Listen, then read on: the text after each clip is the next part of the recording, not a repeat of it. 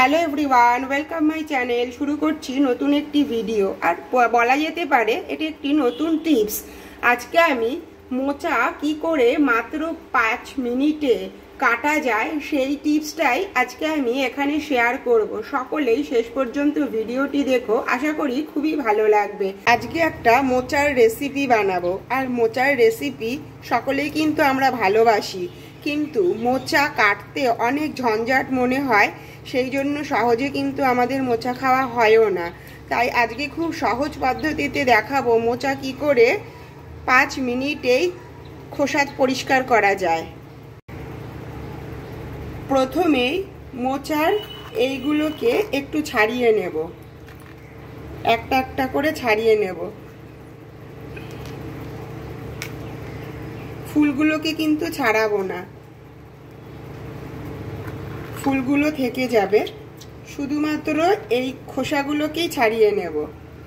এইভাবে পুরোটাকেই করে নেব যতটা সম্ভব।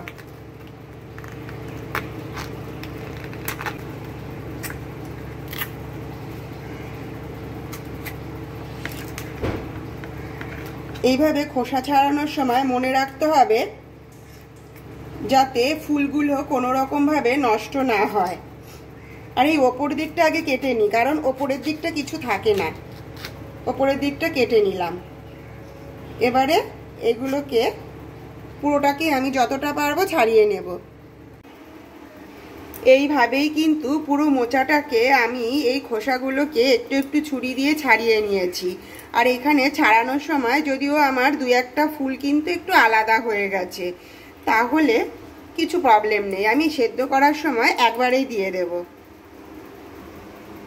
এখানে কড়াইতে আমি গরম জল বসিয়েছি, আর গরম জলের মধ্যে আমি 2 চামচ মতো হলুদ দিয়ে দিলাম। এটা একটুখানি গুলে দিই জলের মধ্যে। গুলে দেওয়ার পর এই জলের মধ্যেই আমি পুরো গোটা মোচাটাকে দিয়ে দিচ্ছি। এইবারে যে আমার মোচাগুলোর থেকে 2-1টা ফুল আলাদা হয়ে গেছিল সেটাও দিয়ে দিলাম, একবারেই সেদ্ধ হয়ে যাবে। এবারে ঢাকা চাপা দিয়ে দেব। হলুদটা দেওয়ার কারণ কোনো রকম কালো হবে না, কষ বা বেরিয়ে কালো হয়ে যায়। এই রকম ভাবে আমি ঢাকা চাপা দিয়ে 10 থেকে 15 মিনিট সেদ্ধ করে নেব। এইদিকে মোচাটা সেদ্ধ হয়ে গেছে। এবার আমি গরম জল থেকে মোচাটাকে তুলে নেব।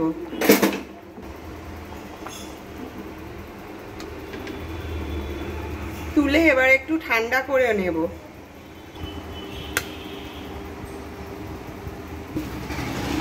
এবার এই সেদ্ধ করা মোচাগুলোর থেকে শুধুমাত্র ফুলগুলোকে আমি আলাদা করে নেব, পুরোটা করেই। পুরো গোটা গোটা ফুলটাকে আমি এইভাবে ছাড়িয়ে নেব।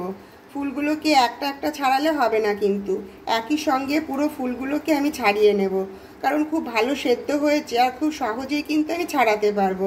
এইভাবে কিন্তু আমি ছাড়িয়ে নিলাম। তারপর আমি একটা করে দেখাচ্ছি যে কিভাবে আমি এগুলোকে আলাদা করব। এইভাবে আমি শুধুমাত্র ছুরি দিয়ে একটুখানি টেনে এই দিকটা ধরে এইভাবে আলাদা করে নেব।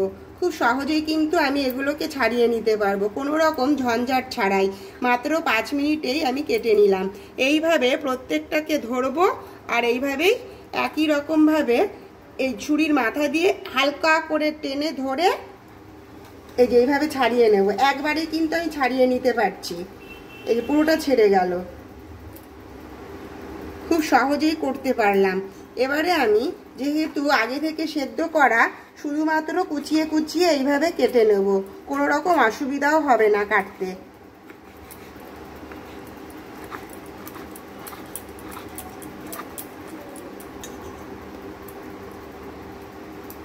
এইভাবেই করে নেব পুরো মোচাটাকে। আমি এখানে আবার একটু করে দেখাচ্ছি। এই যে এইভাবেই করব, কিন্তু খুব সুন্দরভাবে একই রকম ভাবে পুরোটাকেই বের করে নিলাম। এবারে কুচিয়ে নিচ্ছি।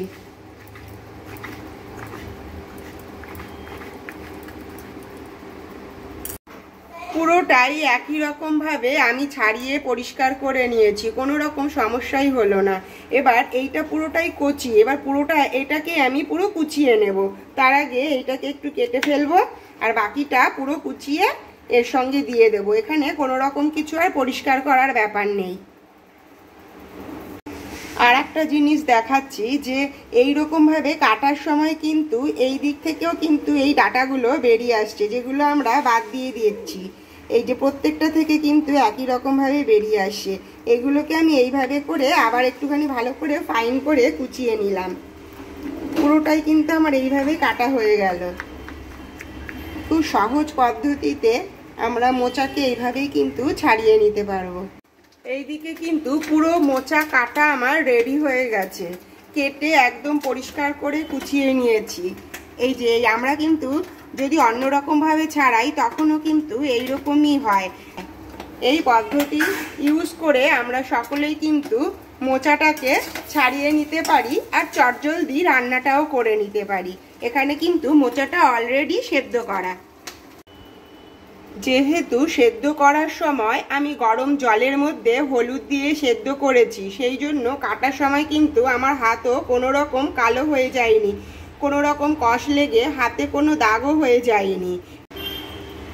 এইভাবে কাটলে কিন্তু হাতে কোনো রকম দাগ লাগবে না, আর একদম পরিষ্কার পরিচ্ছন্নভাবেই কিন্তু মোচাটাকে আমরা কেটে নিতে পারবো। টাইমটাও কিন্তু যথেষ্টই কম লাগবে, মাত্র 5 মিনিট। যদি ভিডিওটি ভালো লেগে থাকে তাহলে অবশ্যই লাইক, কমেন্ট, শেয়ার আর সাবস্ক্রাইব করো। দেখা হবে আবার next video. Take care, bye bye, thank you.